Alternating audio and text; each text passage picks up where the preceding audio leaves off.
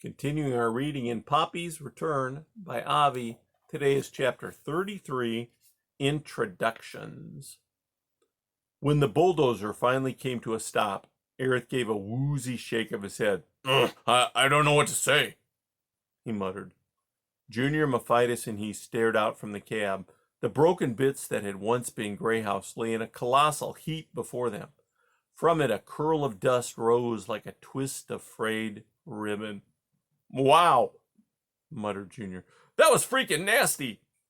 Awesome, agreed Mephitis, trying not to look at Junior. Did you hear that machine belch? Ultimate wicked, said Junior, but he quickly turned to Aerith. Uncle Aerith? He said. Aerith shook his head. What? Please don't tell my mama. Junior and Mephitis finally looked at each other. When they did, they started to laugh and could not stop. Mephitis laughed so hard he fell down, rolled over, stuck his stumpy legs into the air, and churned them as if he were galloping. Junior shrieking, Was that bad or was that really bad?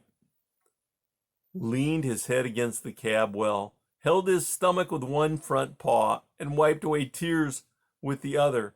Then he reached toward the skunk and cried, Dude! That was the baddest thing doing in the whole wide universe. Mephitis slapped Junior's paw with a resounding smack. He was so excited he jumped onto the engine cowling, turned upside down on his front paws, and sent a cloud of stink over the bulldozer. Oh, frosting on the cake! Shrieked Junior. Frosting on the cake! He was shaking so hard with laughter he fell down backward. No one is going to believe this, said Mephitis as he crawled back into the cab. No one. He and his buddy slapped paws again. Stop that, screamed Aerith. Don't you realize what's happened? Yeah, we've blown the house down, sputtered Junior through his laughter. Demolished it completely, said Mephitis, struggling to keep from laughing and falling. I mean, there's nothing left. Nothing, cried Junior. Let's just hope no one was inside, said Aerith. Oh my gosh, said Junior, laughing no more. Do you think there might have been? Could be. But that would be awful, said an equally sober Mephitis. Next moment a voice called up to them from below. Aerith, Junior, Mephitis, what have you done with this horrid machine? They looked down. It was Poppy. She was standing by the bulldozer's side and looking up. Done? Said Aerith. What do you think, Fly Fidget? I was trying to stop it. Trying to stop it? Cried Poppy. Do you understand what you've done? Me? Said Aerith. What makes you think it had anything to do with me? You are the responsible adult.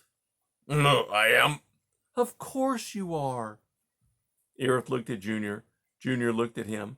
The young mouse was clenching his teeth tightly to keep from breaking into laughter again. Mephitis turned away. Aerith, cried Poppy, can't you see that you've completely destroyed Grey House? Hey, Mama, Junior managed to say. I thought it was going to happen anyway. But not by you, cried Poppy. Erazion Dorsatum, why are you even here? Guess why, Fudge Whiskers, to protect you. To keep from laughing, Junior had to stuff a paw into his mouth. Exasperated to the point of speechlessness, Poppy turned away and scanned the wreckage. Atop the pile, she spied her old log cabin syrup can, badly dented. Unbelievable, she whispered, as much to herself as anyone. Unbelievable. Miss Poppy? Muttered Mephitis. What? I'm sorry. Sorry? Poppy managed to say. Come on, Mama, said Junior, coming to his friend's defense. You said you wanted to be cool, didn't you? You don't think we meant to do it, do you? By this time, the other mice, still in shock, but sensing that the danger from the machine had passed, had began to gather around both the wreckage and the bulldozer. They stared at it in silence. "That's a ridiculous, irresponsible response," said Poppy, gazing at the wreckage. "A disaster, totally, 100% unacceptable." She wrinkled her nose. "And what's that stench?" she demanded. Mephitis got a little excited, said Junior, giggling. "Excited? I'm sorry," muttered Mephitis a second time, while making sure he did not look at Junior. "How do you even get this machine to move?" Poppy demanded. Uncle Aerith," said Junior. Well, he fell onto a lever just as I was turning the key. It began to move on its own." "Aerith," said Poppy, "is that true? Are you the one to blame for this?" No, actually," muttered Aerith in such a low voice that Poppy was not certain she heard it right. Actually, it was the salt's fault."